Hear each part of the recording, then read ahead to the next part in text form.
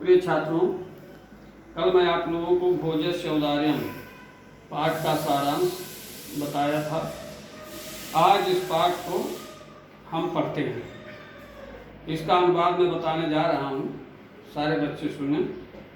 ततः कदाचित द्वारपालागत महाराजम भोजम प्राह। तथा माने इसके बाद, कदाचित तभी, द्वारपाल आगत आकर, महाराजम महाराज, भोजम भोज से प्राह बोला। इसके बाद तभी द्वारपाल आकर महाराज भोज से बोला, देव हे राजन, देव मीन्स राजन, हे राजन, कौपीनावशेषो, कौपीन माने लंगोटी, अवशेषो माने पहने हुए, विद्वान द्वारी वर्तते इति। हे राजन, मात्र लंगोटी पहने हुए विद्वान दरवाजे पे उपस्थित हैं। राजा प्रवेश इति, राजा ने कहा उन्हें अंदर ले आओ, प्रवेश कराओ। तथा प्रविष्टा सा कवि भोजमालो के अद्य में दारिद्र्य नाशो भविष्यति मत्वा तुष्टो हर्षा स्वर्णिमोक्ष। तथा इसके बाद प्रविष्टा प्रवेश किए हुए सह कवि, सा माने वह, कवि माने कवि, भोजम आलोक के भोज को देखकर, अद्य में आज मेरे दारिद्र्य नाशो, दरिद्रता का नाश, भविष्यति हो जाएगा, मत्वा ऐसा मानकर, तुष्टो अंदर प्रसन्न होकर के, अंतर मन से प्रसन्न होकर के प्रसन्नता के आंसू बहाए। राजा तमालोक के प्राह, राजा उस तम आलोक के, उन्हें देखकर बोले, कबे किम रोदिश इति, हे कवि क्यों रोते हो। तथा कवि आह, तब कवि बोले, राजन हे राजन, आकर्णय सुनो, मत ग्रह स्थितम, मेरे घर की स्थिति सुनो। अये लाजान उच्चई पथ वचन माँ कर्ण गृहिणी, शिशो कर्णो यत्नात् सुपहितवती दीन वदना, मय क्षीणोपाये यद कृत दिशा वसु बहुले, तदंतः शल्यम में त्वमसि पुनरुद्धर्तमुचिता।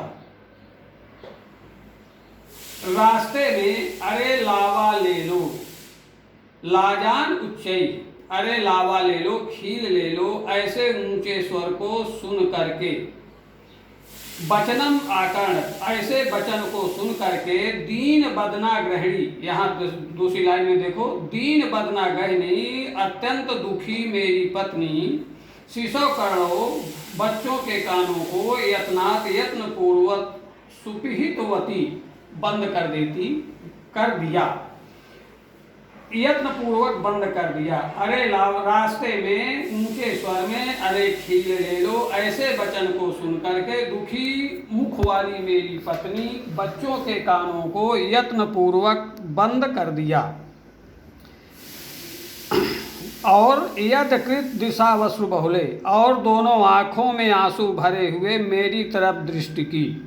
मैं छीणो पाए, मैं साधन विहीन असमर्थ था, उनके आँखों से अश्रु रोकने में मैं साधन विहीन विद्वान असमर्थ था। तदंतः शल्यम में, और मेरे अंतःकरण में उनके अश्रु बहुल, आँखों में आंसू भरे हुए जो उनकी दृष्टि थी, वह मेरे अंतःकरण में कांटे की तरह गड़ गई।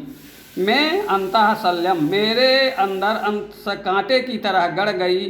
तमस पुनरुद्धर्तमुचिता, हे राजन आप ही उस कांटे को निकालने में समर्थ हो, हे राजन आप ही उसको निकालने में समर्थ हो। राजा शिव शिव इति उदीर्यन, शिव शिव ऐसा उच्चारण करते हुए प्रत्येक अक्षर में लाख रुपए देकर बोले। त्वरितम गच्छ गे, हम त्वरितम माने शीघ्र, गच्छ माने जाओ, गे हम माने घर, तुम शीघ्र घर जाओ।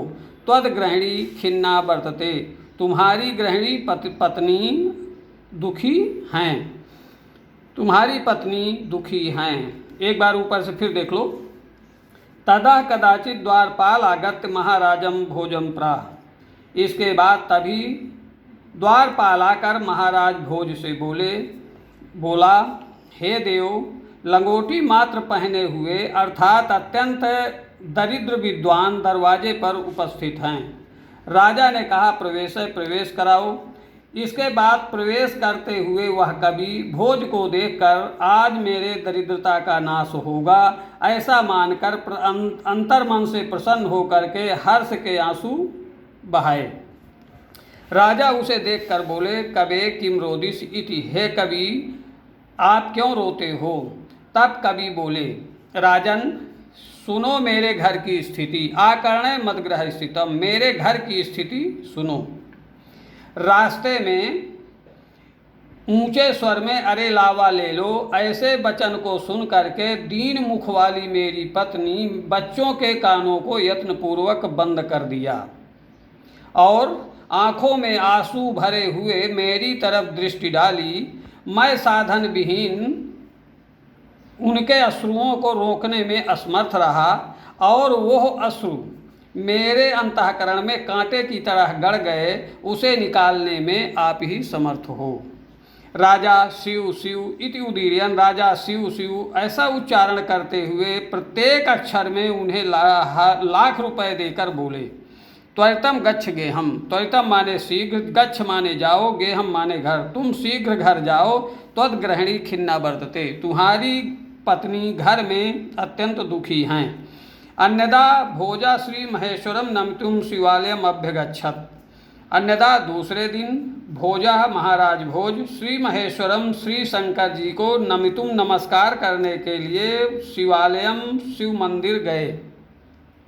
तदा कोपि ब्राह्मणा राजानम शिव सन्निधम प्राह देव, वहाँ भी कोई ब्राह्मण राजा के समीप आकर के शंकर जी के मंदिर पे बोला, हे देव, अर्धम दानव वैणा गिरजयाप्यर्धम शिवस्याहृतम, हे राजन, आधा भाग दानवों के शत्रु राक्षसों के शत्रु विष्णु ने शंकर जी का ले लिया और आधा भाग गिरजा ने ले लिया।